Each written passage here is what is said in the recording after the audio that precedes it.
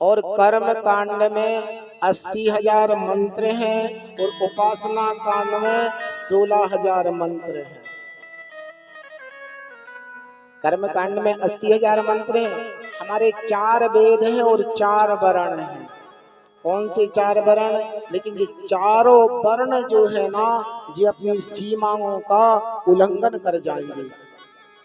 क्या ब्राह्मण, क्या क्षत्रिय, क्या वैश्य, क्या सेवक, ये सब अपनी अपनी मर्यादाओं को भंग कर देंगे। भाई, ब्राह्मणों में ब्राह्मण जैसे कर्तव्य नहीं रहे, संतों में संतों जैसे आचरण नहीं रहे, गृहस्थों में गृहस्थ जैसे आश्रम नहीं रहे, सभी अपनी सीमाओं को लांघ गए। संसार में झूठ ही झूठ रहेगा महाराज। और संसार की बड़ी विचित्र है,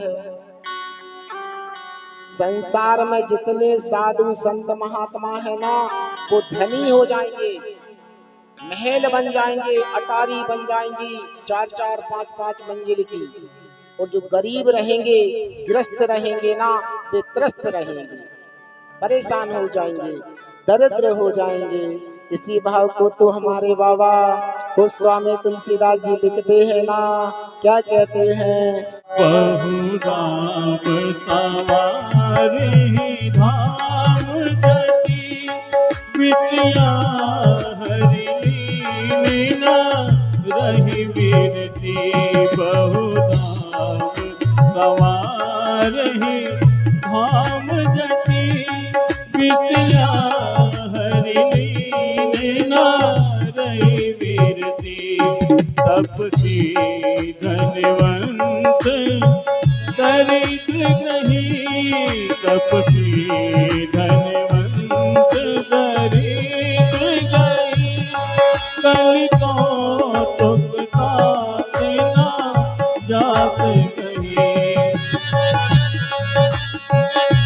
साधु संत महात्मा धनी हो जाएंगे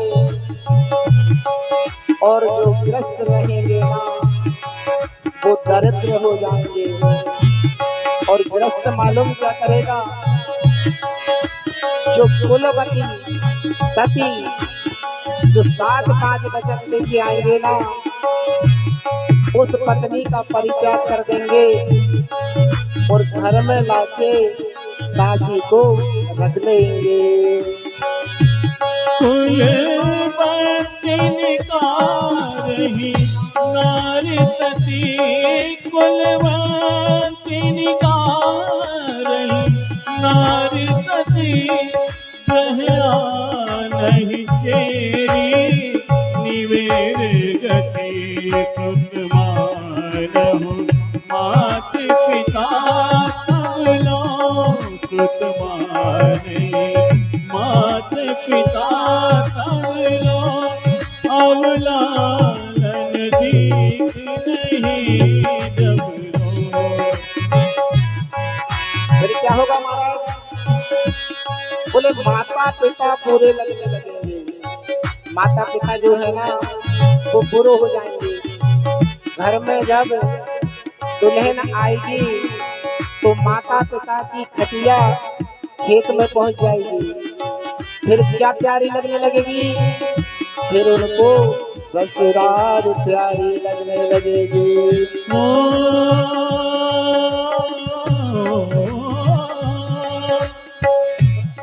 ससुराल प्यारी लगी जब से, ससुराल प्यारी लगी जब से।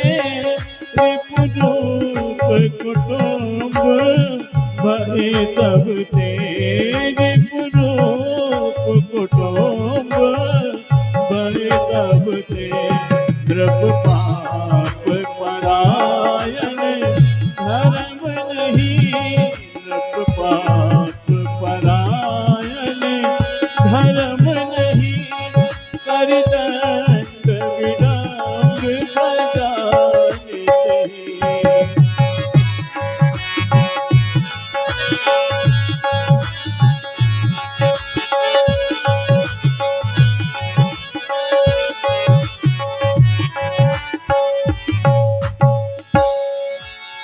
इसलिए सूत जी महाराज कहते हैं कि महाराज संसार की ऐसी विडंबना बन जाएगी।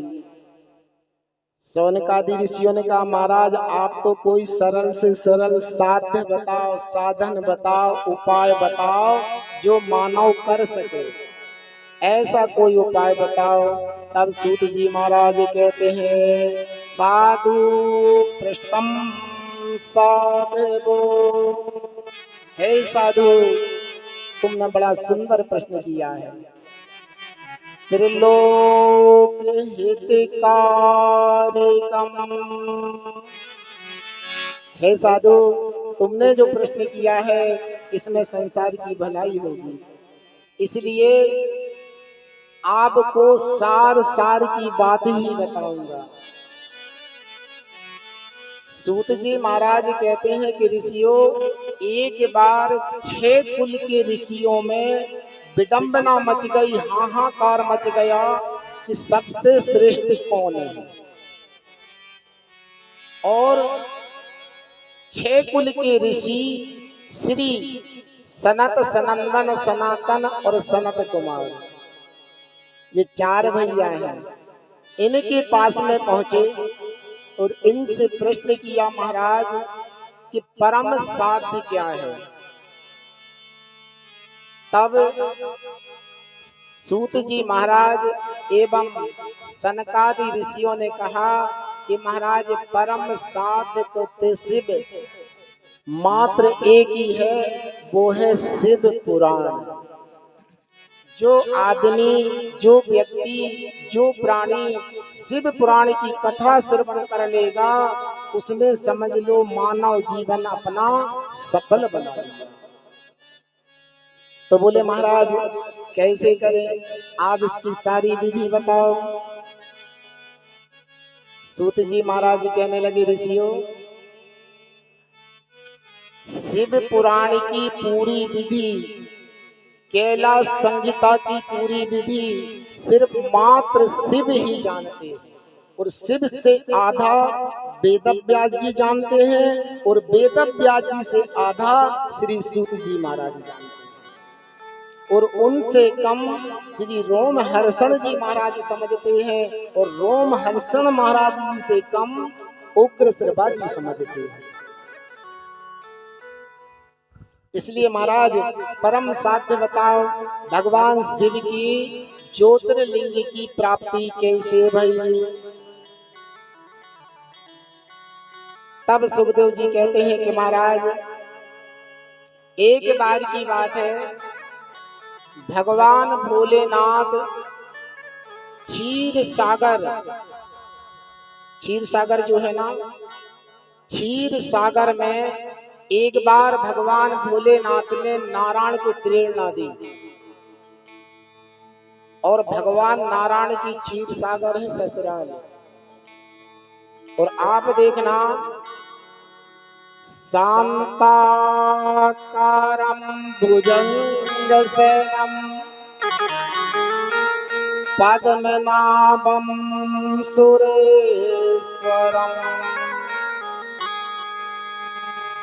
आप देखना क्षीर सागर में भगवान नारायण काय के ऊपर बैठे हैं, शेष नाग के ऊपर। काय के ऊपर बैठे हैं, शेष नाग के ऊपर।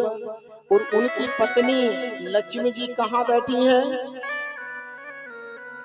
भगवान नारायण के चरणों में। कहाँ बैठी हैं, चरणों में। और जिनके घर में जिनकी पत्नियां पति के चरणों के पास में बैठती हैं उनके घर में लक्ष्मी का वास होता है। क्या होता है, जिनकी घर की पत्नियां पति के चरणों के पास में बैठती हैं उनके घर में लक्ष्मी का वास होता है।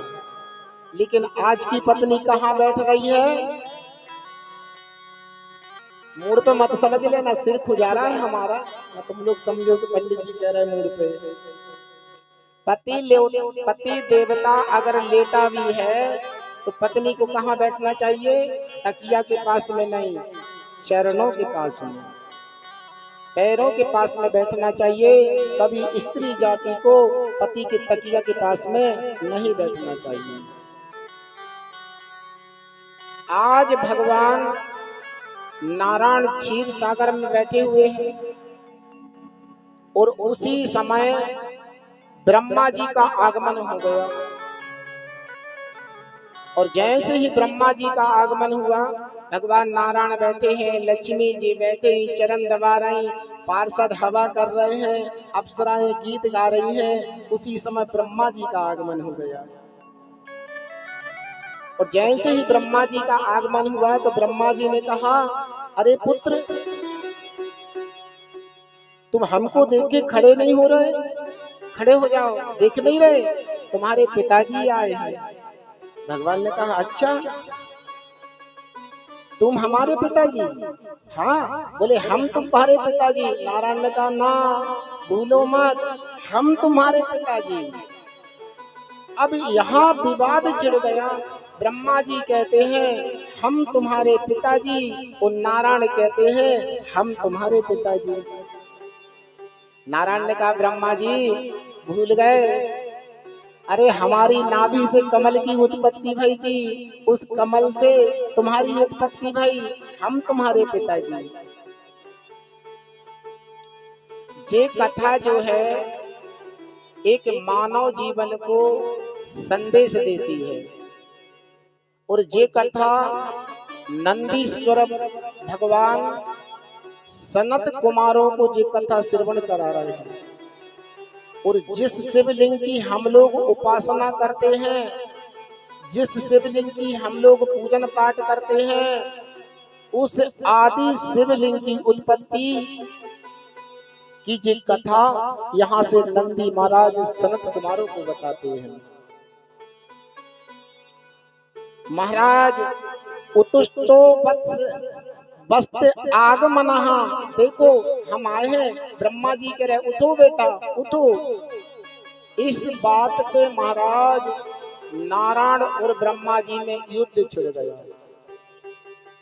इतना भयंकर का युद्ध होने लगा कि आकाश में सूर्य जी, चंद्रमा जी, कुबेर जी, वरुण जी और जितने जी है ना, सारे खड़े खड़े देख रहे हैं।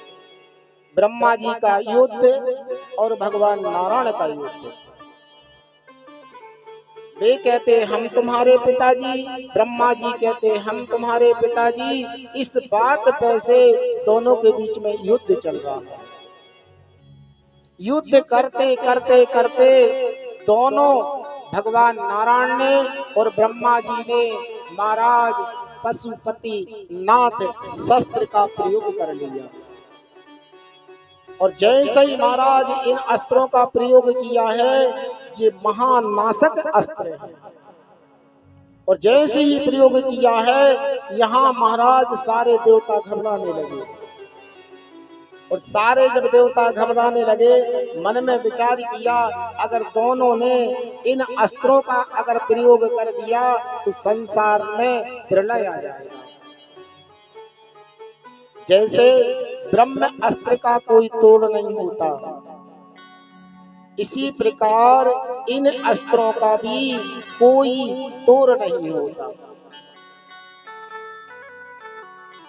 तोड़े तोड़े सारे देवता भगवान भोलेनाथ के पास में गए, त्राहि माम प्रभु, इस युद्ध को रोकिए नहीं तो अनर्थ हो जाएगा।